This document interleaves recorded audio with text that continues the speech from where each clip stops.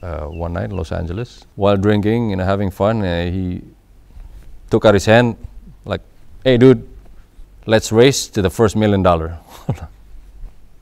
Race for $1 million. That's an aggressive race. But you know what? Just because I didn't like the guy, I really took on the race, seriously. 5 years after we had the handshake. I think I was 28. I'm like, man, now I have more than $1 million in my bank. I think I want to call that guy. And then actually he came. I picked him up with the Range Rover, nice. I was asking him, "So what are you doing now, man? You get that $1 million yet?" He said, "No." And then it made me feel good. Oh, this is what it feels like. Defeating, people that you hate. So I just kept on going, And I had houses, I had properties, I had a few apartments. Oh, I counted, I had like 15 cars or something, 6, 7 Harleys at the time, and then just toys in my garage, and then I could buy anything I want, and then I had everything that everybody else wanted. Man, I feel like I'm on top of my world. But how come there is such a big fear? How do I not become afraid? And because the fear is just not pleasant. Is this really going to last forever? And then I had accumulated much to the point where all I thought was just myself.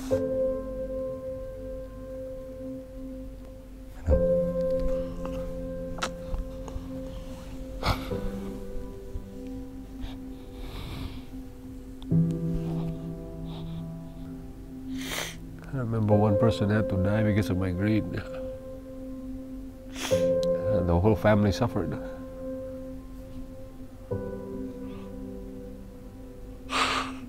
Oh God. An old man owed me money, Then he gave me a check.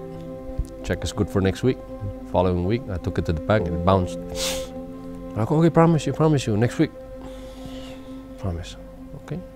To see him the next week, still didn't have money. So he lied to me 3 times. And then there was ego talking. It was not about money anymore, Couldn't care less about money. But, just don't do that to me. Brought my bouncer with me, my hitman. I destroyed his office. And then smashing things. The guy was so scared. He was smoking. He lit up a cigarette. He was so old, fragile. Old and gray and bent and shaking. There I was, I was still young, tough. And I was so happy, just his office was destroyed, tables split in 2 and chairs, I went home. Next day I found out he died, heart attack. All for $5,000. What have I become?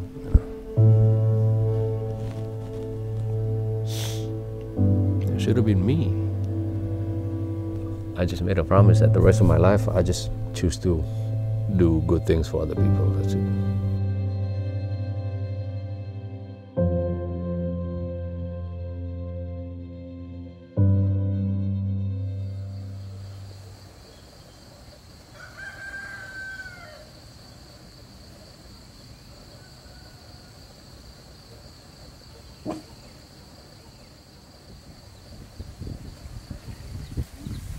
Indonesia is already it's a developing country, and then my village where I live is probably one of the underdeveloped villages. I'm not saying you have to sell your houses, your cars, and everything. Well, that's what I did, but I'm not imposing the values to other people. That's what I needed to do.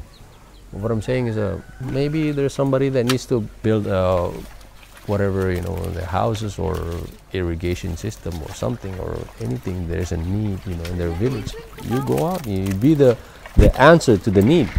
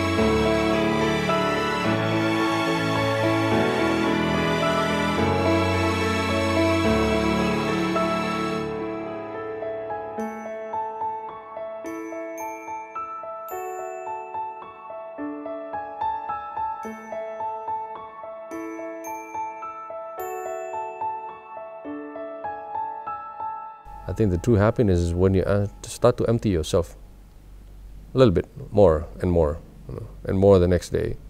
Giving is actually the key to happiness. We bring different values to young people that maybe that are really becoming addicted with selfishness.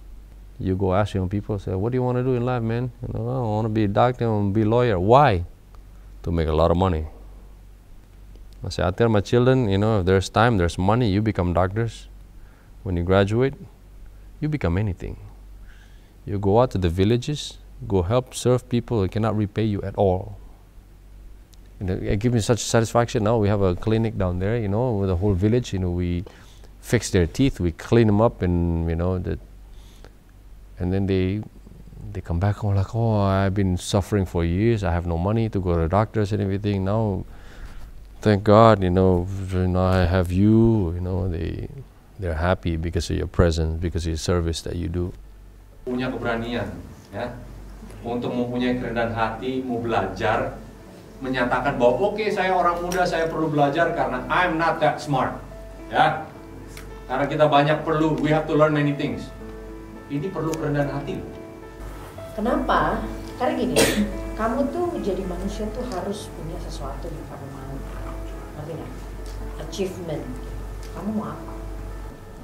Yes, we teach the young people to be successful and everything, but before they become successful financially, I think it's good for them to have a good foundation of morale, which is actually not about self. It's about giving to other people, empowering, being beneficial to other people. Your presence need to benefit other people. That's how you're going to create the balanced society. It's actually contagious. When you go inspire somebody else, they become inspired, they want to do something else. Why is it really important? Well, because there's so much suffering in this world, because everybody serves themselves. Selflessness is really the key. The fear, it's not there anymore. Yeah, there's really nothing to be afraid of. 10 years ago and beyond, happiness can only be defined by the feeling of having something that nobody else has. That was my happiness. Winning the race in life. It's completely opposite. It's towards fulfilling somebody else's dreams. Apa itu di dalam? Makanan ya?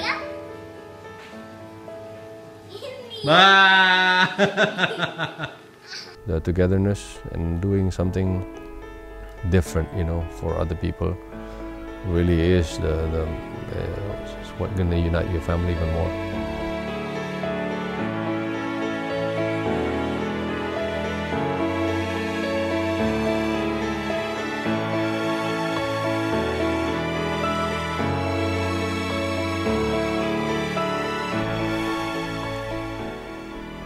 Live a simpler life.